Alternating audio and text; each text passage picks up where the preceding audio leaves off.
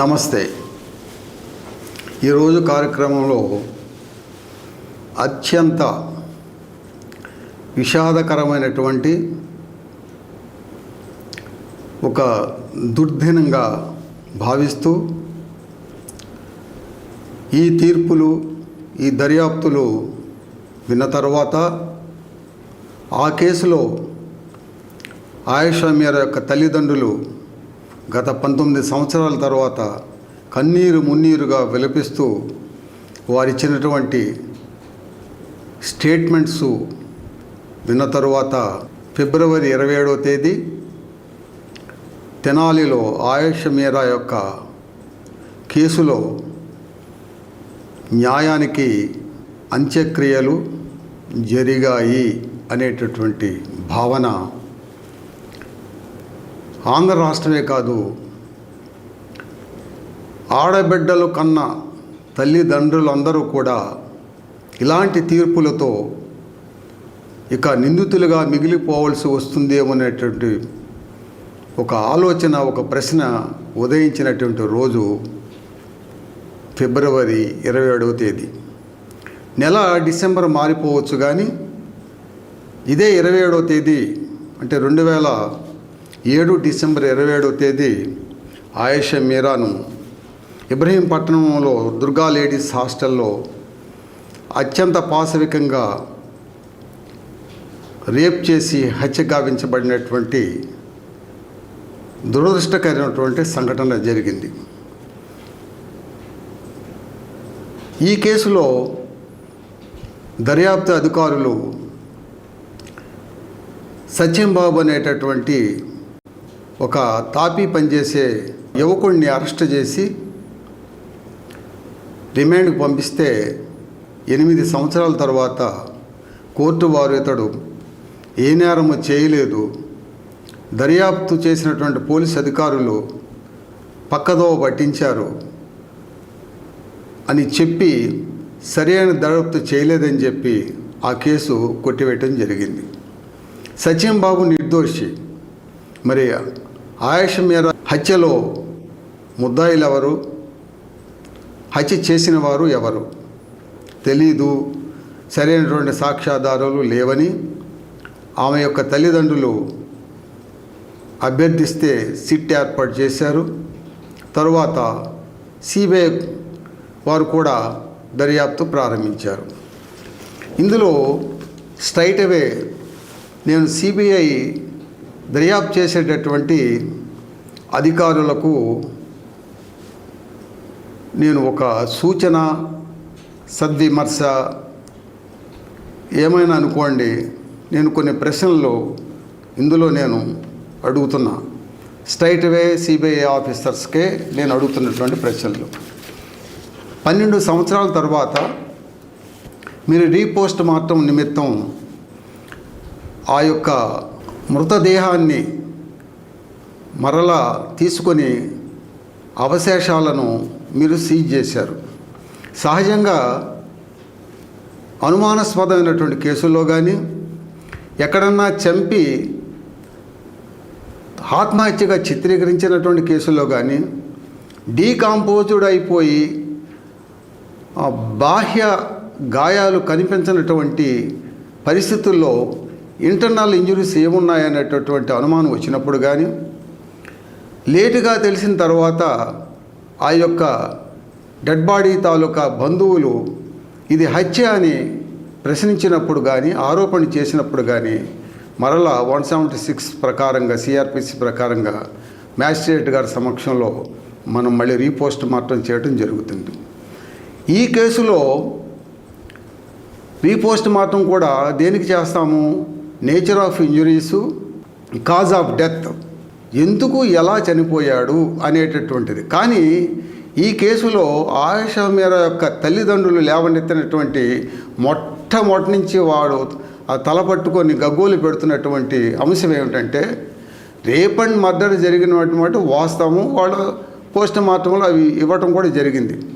ఇక్కడ ముద్దాయిలను తప్పించారు, అసలు నేరస్తులను తప్పించారు, దర్యాప్తును పక్కదో పట్టించారు, నా బిడ్డకు న్యాయం జరగలేదు అన్నప్పుడు కాజ్ ఆఫ్ డెత్ తెలిసినప్పుడు, నేచర్ ఆఫ్ ఇంజురీస్ తెలిసినప్పుడు, ఇక ఇంటర్నల్ ఇంజురీస్ 12 సంవత్సరాల తర్వాత ఆ డెడ్ బాడీని బయటకు తీసి ఆ స్కెల్టన్లో మనం ఏమి పురోగతి సాధిస్తామని, ఏమి సాధించారని నేను మిమ్మల్ని డైరెక్ట్గా నేను కోరడం జరుగుతుంది. ప్రశ్నించడం అనేది నేను అన్నాను, కానీ సవినయంగా కోరడం జరుగుతుంది.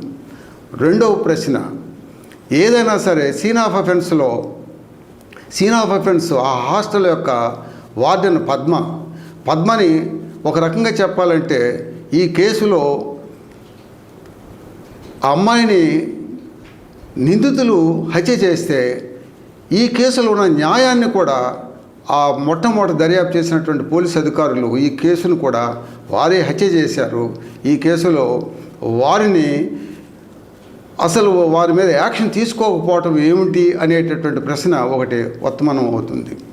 మరొకటి, వీరు నిజానికి చెప్పాలంటే ఆ కేసును పూర్తిగా సమూలంగా చంపేసి సిబిఐ గారికి ఇచ్చిన మాట వాస్తవం. సిబిఐ ఆఫీసర్స్ కూడా తెలుసు ఇందులో ఏం జరుగుతుంది, ఏం జరగబోతుందని.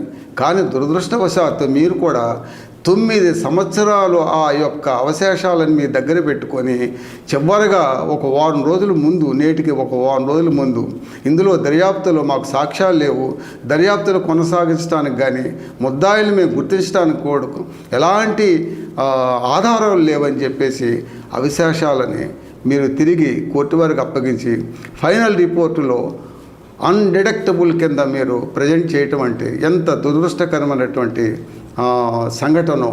న్యాయ వ్యవస్థ ఎప్పుడు కూడా ప్రజలు కానీ మరి ఎవరు కూడా న్యాయ వ్యవస్థని ఎప్పుడు కించపరచొద్దు. న్యాయ వ్యవస్థ ఎప్పుడు మహోన్నతమైనటువంటిది. ఎప్పుడైనా సరే కేసు మొదల్లోనే చంపేసిన కేసు యొక్క దర్యాప్తుని ఛిద్రం చేసేసిన కేసు యొక్క నేరస్తులు తప్పించడానికి ధనవంతులకు, రాజకీయ నాయకులకు అండగా ఉన్నటువంటి పోలీస్ ఆఫీసర్సే నిందితులు. అలాంటి అసమర్థమైనటువంటి పోలీస్ ఆఫీసర్సే వారే నేరస్తులుగా మనం చూడాల్సినటువంటి దౌర్భాగ్య స్థితిలో నేడు ఆ వ్యవస్థ కొంతమంది పోలీస్ ఆఫీసర్లు ఆ విధంగా తీసుకురావటం అనేది దురదృష్టకరమైనటువంటి విషయం. మరి ఆడబిడ్డలు కన్నటువంటి తల్లిదండ్రులు ఇలాంటి తీర్పులతో గుండెమే చేసుకొని నిద్రపోయేటటువంటి పరిస్థితి లేదు. ఇక ఆడబిడ్డలను కంటమంటే వాళ్ళు ఆయేష తల్లిదండ్రులు 19 సంవత్సరాలు నిర్విరామంగా పోరాటం చేశారంటే బహుశా భారతదేశంలో తన కుమార్తెకే కాదు, తన కుమార్తె లాంటి ఆడబిడ్డలకి భవిష్యత్తులో ఇలాంటి అన్యాయము, ఇలాంటి యొక్క తీర్పులు రాకూడదని ఆ యొక్క సంస్కారవంతులైనటువంటి వారు భార్యాభర్తలు, చదువుకున్నటువంటి భార్యాభర్తలు, టీచర్స్గా పనిచేస్తున్నటువంటి ఆ యొక్క భార్యాభర్తలు నేటికి కూడా గుండెలు బాదుకుంటూ విన్నవించుకునేటటువంటి హృదయ విదారకమైనటువంటి సన్నివేశాలు చాలా బాధాకరంగా ఉంటుంది. మరొక ప్రశ్న, పద్మ వార్డెన్కి తల్లిదండ్రులు ఆయేషను అప్పగించారు, రిసీవ్ చేసుకున్నారు. ఇందులో సీన్ ఆఫ్ అఫెన్స్ చెరిపివేశారు, ఎలాంటివి కూడా లేదన్నారు. అసలు ప్రారంభంలో దర్యాప్తులో పద్మని ఆ రోజునే IPC 201 కింద అరెస్ట్ చేసి ఆమెను ఇంటరాగేషన్ అంటే పోలీస్ కస్టడీకి తీసుకొని విచారిస్తే ఆమె ఖచ్చితంగా ఏ విధంగా ఆమె అనుమతి ఇచ్చింది, ఎవరెవరు వచ్చారు పూర్తిగా తెలిసిపోయేది. దీనికి సహకరించినటువంటి ఆ స్టూడెంట్స్లో ఎవరున్నారనేది కూడా తెలిసిపోయేది. ఎందుకంటే ఆ యొక్క పద్మ మీద ఒక ఆరోపణ, అక్కడ అసాంఘిక కార్యకలాపాలను ఆమె నిర్వహిస్తుందని చెప్పి ఆ యొక్క దుర్గా హాస్టల్లో, లేడీస్ హాస్టల్ యొక్క యాజమాన్యానికి సంబంధించినటువంటి బంధువులు, కుర్రవాళ్ళు కూడా వస్తూ పోతున్నారు కాబట్టి వాళ్ళు ఖచ్చితంగా మనకు తెలిసే ఉండేది. కానీ ఆదిలోనే ఆ కేసుని చంపేశారు కాబట్టి దర్యాప్తు అధికారులు. కానీ సిబిఐ వాళ్ళు 9 సంవత్సరాలు తీసుకొని ఈ ప్రాసెస్లో, అంటే వారికి తెలియదని కాదు, 201 కింద ఆమెని మరలా అరెస్ట్ చేసి ఆమెని దర్యాప్తు చేసి ఆ పిల్లల యొక్క సెల్ ఫోన్లో ఉన్నటువంటి ఇన్కమింగ్ అవుట్ గోయింగ్ ఇవన్నీ కూడా లోతుగా వెళితే ఇంకా గొప్పగా ఉండేది. కానీ సిబిఐ వారు కూడా ఆ స్థాయిలో లోతుగా వెళ్ళారా వెళ్ళలేదా అనేటటువంటి అనుమానాలు ఇదేటి ప్రజలకి కలిగిస్తున్నటువంటి ఒక అంశం. మీరు కష్టపడితే కష్టపడి ఉండవచ్చు, దానికి 9 సంవత్సరాలు ఎందుకు? 10 రోజుల్లో మీ యొక్క అవశేషాలు, మీ బిడ్డ అవశేషాలు ఇచ్చేస్తామని చెప్పిన తర్వాత 9 సంవత్సరాలు వాళ్ళు వెయిట్ చేసి చివరికి మాకేమీ ఆధారం దొరకలేదు, మాకేం క్లూస్ లేవని చెప్పడం అనేది ఒక సెంట్రల్ బ్యూరో ఆఫ్ ఇన్వెస్టిగేషన్ మనోత్తంగా చెప్పుకునేటటువంటి వాళ్ళకి తలదించుకునేటటువంటి ఒక జడ్జిమెంట్గా ఇది మనం చెప్పుకోవాలి. ఫైనల్గా అలాంటి రేప్ అండ్ మర్డర్ కేసుల్లో ఒక రిటైర్డ్ పోలీస్ ఆఫీసర్గా నేను నా స్థాయి సబ్ ఇన్స్పెక్టర్గా కొద్ది కాలం చేసినప్పుడు కూడా దరిదాపుగా ఒక 100 మర్డర్ కేసులు కానీ, రేప్ అండ్ మర్డర్లు కానీ, మర్డర్ ఫర్ గెయిన్ కానీ, ఈ కేసుల్లో 100 ఆఫ్ కేసెస్లో నేను ప్రత్యక్షంగా పాల్గొన్నటువంటి వాడిని. పోస్ట్ మార్టం, ఏ డెడ్ బాడీ అయినా సరే పోస్ట్ మార్టం చేసినప్పుడు నేను ఖచ్చితంగా డాక్టర్ గారి పక్కన ఉండి ఆ యొక్క ఏమేమి జరుగుతున్నాయి, ఏమి చేస్తున్నాయని నిశితంగా పరిశీలించిన వాడినిగా నేను చెప్పడం జరిగింది. అంతేకాదు ఆ ప్రత్యూష కేసులో కూడా ఆ యొక్క అమ్మాయి ఆ డెడ్ బాడీ యొక్క ఒంటి మీద ఉన్నటువంటి వస్త్రాలని మీరు మార్చేయటం జరిగింది. అంటే అక్కడ కూడా పోస్ట్ మార్టం నిర్వహించినటువంటి డాక్టరు చాలా నిర్లక్ష్యంగా వ్యవహరించడం జరిగింది. రేప్ అండ్ మర్డర్ కేసుల్లో రేప్ కావించబడినటువంటి అమ్మాయి యొక్క దుస్తులు, ఒంటి మీద ఉన్నటువంటి దుస్తులు, అది అతి కీలకమైనటువంటి సాక్ష్యము. 2 సీన్ ఆఫ్ అఫెన్సు, అదొక మోస్ట్ ఇంపార్టెంట్ ఎవిడెన్స్ ఆ కేసుల్లోనూ. అలాంటి సీన్ ఆఫ్ అఫెన్స్ను చెరిపేసి ఒంటి మీద బట్టల్ని తీసేసి ఈ విధంగా చేస్తే అసలు ఇక ఈ ప్రపంచంలో, ఈ న్యాయ వ్యవస్థలో ఎవరు గట్టిగా న్యాయం జరుగుతుందని నమ్మేలాంటి పరిస్థితుల్లో ఉన్నాం. కాబట్టి ఇక్కడి నుంచి ఇలాంటి రేప్ అండ్ మర్డర్ కేసుల్లో ప్రభుత్వం వారికి యాజ్ ఎ రిటైర్డ్ పోలీస్ ఆఫీసర్గా ప్రత్యేకించి మన ముఖ్యమంత్రి గారికి రేప్ అండ్ మర్డరు ఇన్వెస్టిగేషన్లో శవ పంచనామాలో రెవెన్యూ డిపార్ట్మెంట్లో ఉన్నటువంటి 2 ఎంప్లాయీస్ శవ పంచనామా వ్రాయాలి. శవ పంచనామాలో 2 తహసీల్దార్ గారి ఆఫీసులో ఉన్నటువంటి ఎంప్లాయీసే ఉండాలి. 2, అది శవ పంచనామా రాసేటప్పుడు ఆ రక్త బంధువులు కానీ, ఆ ఐ విట్నెసెస్ ఖచ్చితంగా దాన్ని అడగాలి. ఎందుకంటే దర్యాప్తు అధికారుల మీద కూడా నమ్మకాలు పోతున్నాయి. కాబట్టి రాజకీయ నాయకులు వాళ్ళు చెప్పుకుంటారు, వాళ్ళకి వీళ్ళు ఏం చేసుకుంటారు, మనకు అనవసరం.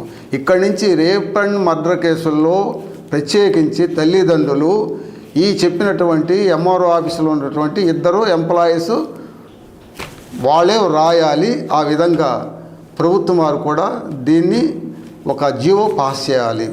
2, పోస్ట్ మార్టం జరిపేటప్పుడు టీమ్ ఆఫ్ డాక్టర్స్ చేయాలి.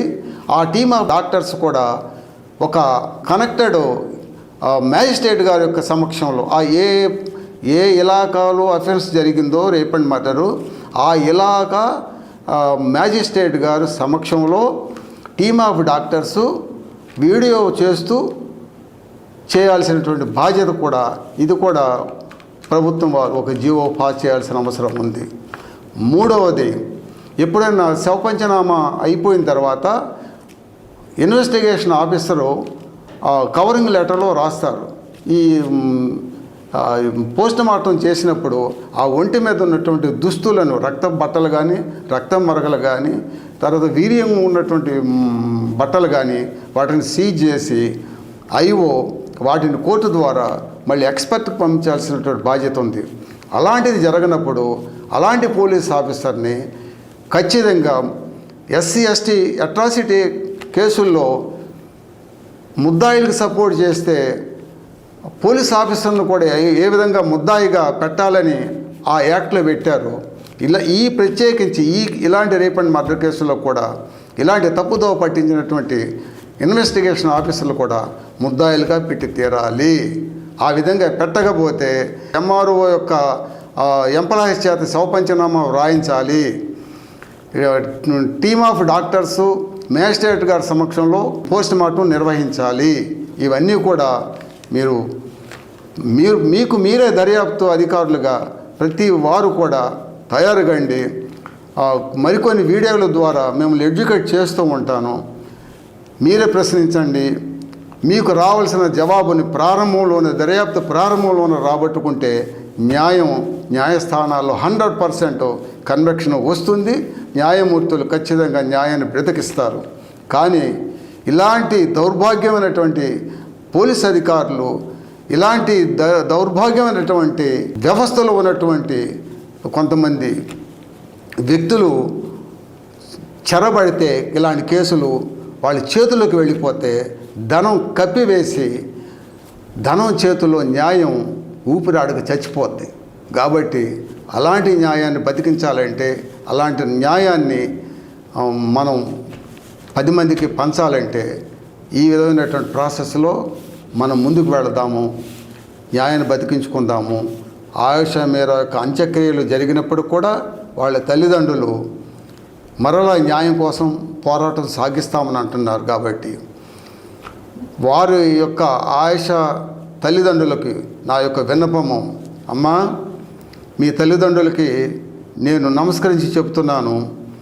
మీరు 2007 డిసెంబరు 27 నుంచి నిన్న ఫిబ్రవరి 27 వరకు మున్నీరుగా కన్నీటి పరివంతంగా ఏడుస్తున్నటువంటి ప్రతి ఒక్క కన్నీటి బొట్టు కూడా అక్షర రూపంలో తీసుకొచ్చి మీరు పడినటువంటి ఈ బాధలు, న్యాయ వ్యవస్థ, పోలీసు వ్యవస్థ, దర్యాప్తు వ్యవస్థ, ఈ వ్యవస్థలో ఉన్నటువంటి లోటుపాట్లన్నిటిని కూడా మీరు ఒక బుక్ రాయండి. ఎందుకంటే మీరు టీచర్స్ కాబట్టి ఆ బుక్ రాసి, పుస్తకం రాసి ఆయుషా మీరా ఆ యొక్క మహాతల్లికి మీరు అంకితం ఇవ్వండి. అది తరతరాలుగా ఈ వ్యవస్థ యొక్క చర్యలను తెలియపరిచేటటువంటి అవసరం ఉంది, ఆవశ్యకత ఉంది. అందుకు గాను త్వరలో మిమ్మల్ని నేను కలుసుకుంటాను. దానికి కావాల్సినటువంటిది ఏదైనా ఉంటే నా వంతు నేను ఉడతా భక్తిగా నేను చేస్తానని మనస్ఫూర్తిగా నేను కోరుకుంటూ, ఆ యొక్క ఆయుషా పాపకి ఆత్మశాంతి కలగాలని, న్యాయం కోసం నేను చెప్పిన పద్ధతుల్లో ముందుకు మనం నడవాలని కోరుకుంటూ మీకు సెలవు తీసుకుంటున్నాను. నమస్తే.